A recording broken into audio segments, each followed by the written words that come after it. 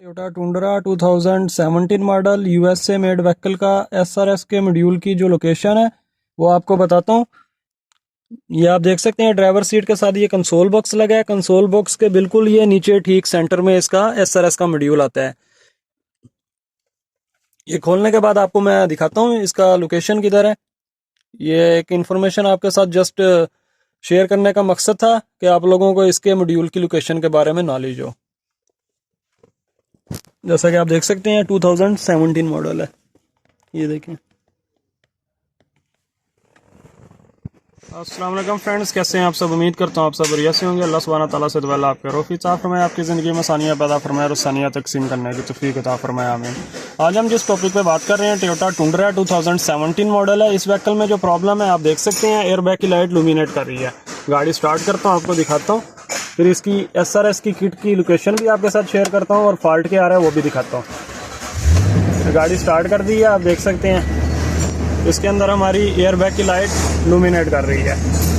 इसकी एसआरएस की किट की लोकेशन आप ये देख सकते हैं। सेंटर में कंसोल बॉक्स खोलना पड़ता है और बिल्कुल ठीक इसके नीचे डैशबोर्ड की इस जगह के ऊपर ये एसआरएस की किट लगी होती है। तो इधर का मॉड्यूल खोलने के लिए आपको ये सारा कंसोल बॉक्स खोलना पड़ता है। सेकंड, इसके अंदर हमारा चेक करेंगे डीटीसी किस चीज़ का आ रहा है, फिर इसके ऊपर डायग्नोज करके फॉल्ट को क्लियर करेंगे। इधर से स्कैनर पे आ जाते हैं, थिंगडेक प्लस पे ऑल सिस्टम डायग्नोज में जाएंगे, विंड डिकोडिंग पे प्रेस करेंगे, ऑटोमेटिक कम्युनिकेशन करेगा सिस्टम के साथ।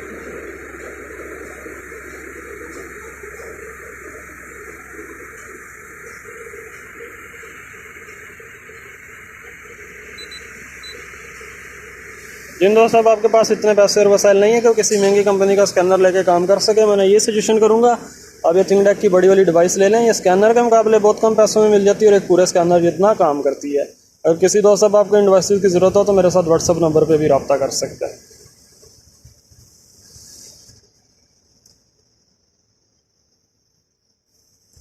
कम्युनिकेशन कर रहा है सिस्टम।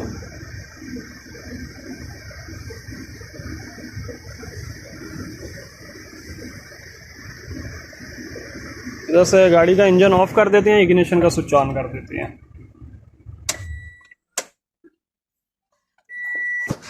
इधर से टोयोटा लेक्सिस को सिलेक्ट करेंगे।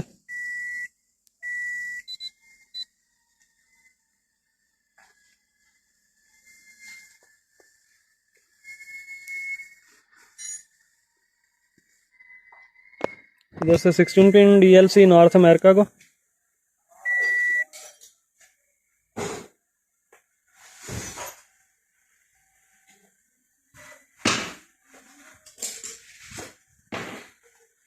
आप देख सकते हैं इधर से उसने डिटेक्ट किया है। 2017 मॉडल है। अगर आप इधर से विन नंबर भी देखें तो 2017 मॉडल है।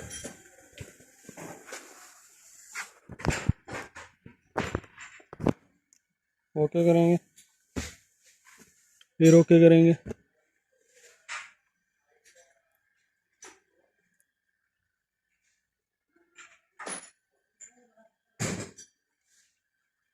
इधर से सिस्टम सिलेक्शन में जाएंगे। एसआरएस का सिस्टम हमेशा आपका बॉडी के साथ होता है, बॉडी को सिलेक्ट करेंगे। इधर से आप देख सकते हैं एसआरएस की ऑप्शन मिल रही है, ओके करेंगे, फिर ओके करेंगे, रीड फॉल्ट कोड करेंगे।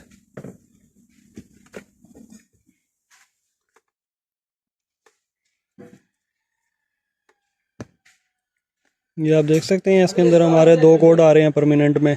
एक B1800 short in driver's squib circuit, ये इस एयर बैग का कोड दे रही है। सेकंड कोड आ रहा है B1860 short in knee air bag D side's squib circuit. D side mean driver side. ये जो नीचे एयर बैग लगा है नीज वाला, एक इसका कोड है और एक हमारा इसका कोड है। एक बार क्लियर करके देखते हैं। अगर तो परमानेंट होंगे तो फिर इन पे काम करेंगे, अगर टेम्परेरी होंगे तो क्लियर हो जाएंगे।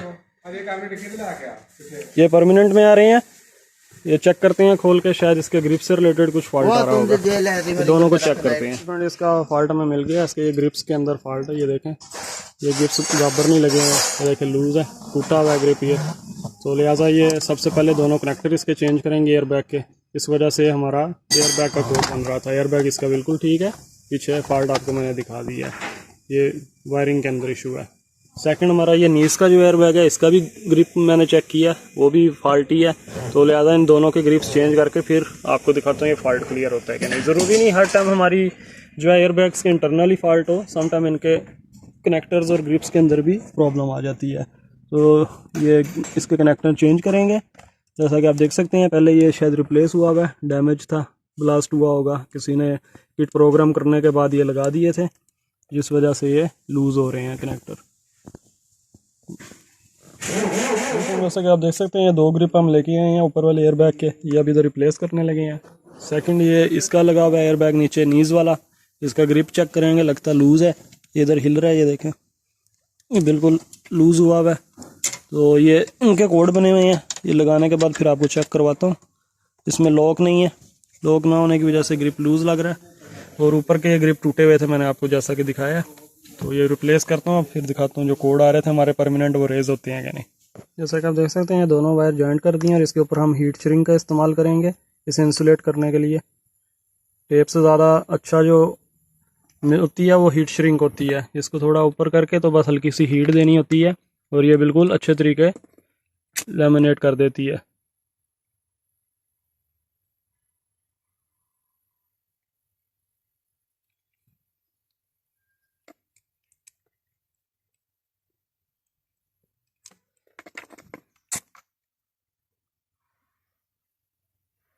देखिए अल्हम्दुलिल्लाह बिल्कुल अच्छे तरीके लेमिनेशन हो गई है इसकी।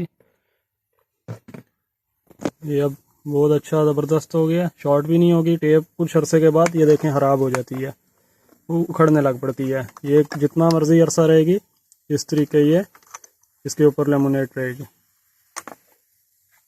ये ग्रिप हमने लगा लिया, अब लगाते हैं, आपको चेक कराता हूँ बाकी का मैं। जैसे कि आप देख सकते हैं, ये नीस का एयर बैग का ये ग्रिप है जो इसके अंदर भी फॉल्ट था, ये भी लिहाजा हमने चेंज किया है, दूसरा मैंने ये कट के लगाया। तो अब लगाते हैं नीस का एयर बैग भी और देखते हैं जो हमारा फॉल्ट आ रहा है वो क्लियर हुआ है कि नहीं। क्योंकि इसका स्टीयरिंग का वो तो आपको दिखाया, ग्रिप चेंज कर दी है। दूसरा ये नीस का था, अब ये नीस का भी एक चेंज किया, तो इंशाल्लाह उम्मीद है अब जो फॉल्ट थे वो क्लियर हो गए हैं। गाड़ी स्टार्ट करता हूँ, आपको चेक कराता हूँ स्कैनर पे। जीवन जैसा कि आप देख सकते हैं, ये लगाने के बाद हमारा ये कोड जा चुका है, ये B1860 short in knee air bag D.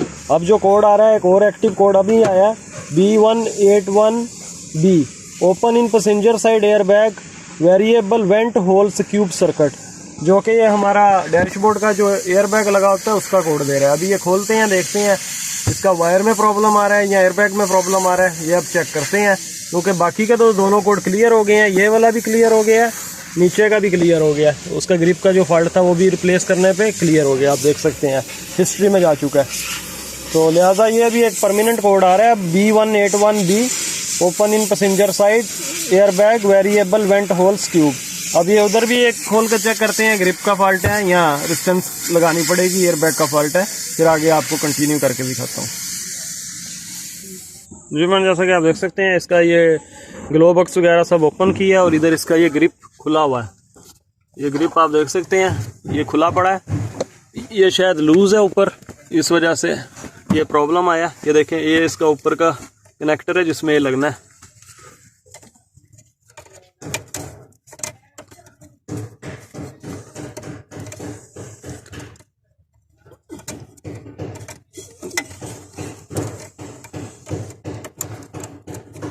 ये लग गया जी इधर बराबर, ये इसके एयर बैग के दोनों लगे हुए हैं, ये लगने वाला था, लगा दिया। अब देखते हैं हमारा जो फॉल्ट है वो क्लियर होता है कि नहीं।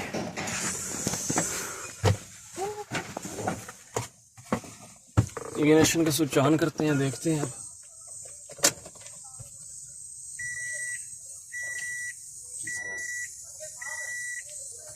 लाइट आ रही है अभी भी, तो लिहाजा इसके अंदर पे देखते हैं। अंदर पे आपको दिखाता हूँ कोड। अब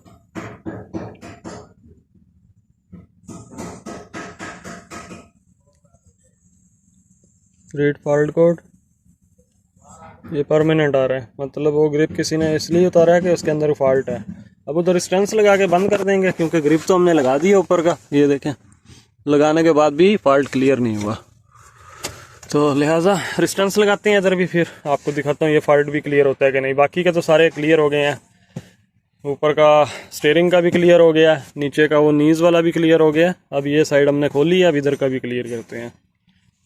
जी मैम, जैसा कि आप देख सकते हैं 2 रेड 2 गोल्डन 2.2 ओम्स की रेजिस्टेंस है जो अब मैं लगाने लगा हूँ। इधर ये तारें छील दी हैं दोनों, तो अब ये इधर ये रेजिस्टेंस इधर लगाएंगे।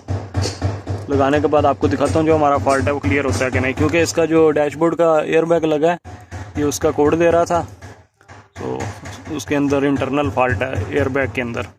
समटाइम इनके एयरबैग के अंदर जो रेजिस्टेंसें होती हैं वो ख़त्म हो जाती हैं, एयरबैग ख़राब हो जाता है, जिस वजह से फिर कोड नहीं छोड़ता है। तो फिर उसका बेस्ट सोल्यूशन यही होता है, या तो आप फिर वो चेंज करें जो भी पार्ट ख़राब है। अगर वो चेंज नहीं करना है तो फिर रेजिस्टेंस लगा के अपना ये सिस्टम लाइट ऑफ कर दें। जिस साइड के ऊपर आप एयरबैग के ऊपर ये रेजिस्टेंस लगाएंगे, अगर गाड़ी एक्सीडेंट होगी तो आपका बाकी का पूरा सिस्टम ओरिजिनल तरीके से ही ऑपरेट करेगा। जिधर रेजिस्टेंस लगी होगी वो एयरबैग सिर्फ ओपन नहीं होगा। तो लिहाजा इस चीज़ को आपने कंसीडर करना है ज़रूर। जब भी इस तरह की रेजिस्टेंस वगैरह लगाएं, अपने कस्टमर से इन्फॉर्मेशन प्रोवाइड करके उससे अप्रूवल लेने के बाद लगाएं। अपने बेस के ऊपर खुद मत लगाएं कि अगर फ्यूचर में कुछ प्रॉब्लम है तो आपके ऊपर बात आए। तो लिहाजा कस्टमर को इन्फॉर्म कर दिया है, उसकी तरफ से अप्रूवल मिलने के बाद अब ये रेजिस्टेंस हम लगा रहे हैं। दोनों वायरों में एक एक पोल के ऊपर हमने ये रेजिस्टेंस लगा दी है। इसे आप सीधा लगाएं उल्टा लगाएं कोई इशू नहीं है, बस आपने दोनों तारों के अंदर लगानी होती है और इसे बाद में इंसुलेट करना होता है ताकि आपस में वायरें टच ना हो। अब इग्निशन का स्विच ऑन करते हैं। अगर तो ये फॉल्ट क्लियर हो गए हैं तो ऑटोमेटिक एयरबैग की लाइट रीसेट हो जाएगी, बंद हो जाएगी। ये ऑन किया मैंने इग्निशन, 7 से 10 सेकंड के अंदर ये बंद हो जानी चाहिए।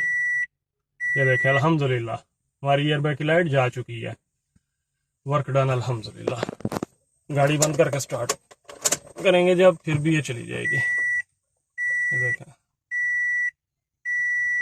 वर्क डन अल्हम्दुलिल्लाह। स्कैनर के ऊपर भी अब इसके कोड रेज हो जाएंगे जो परमानेंट आ रहे थे।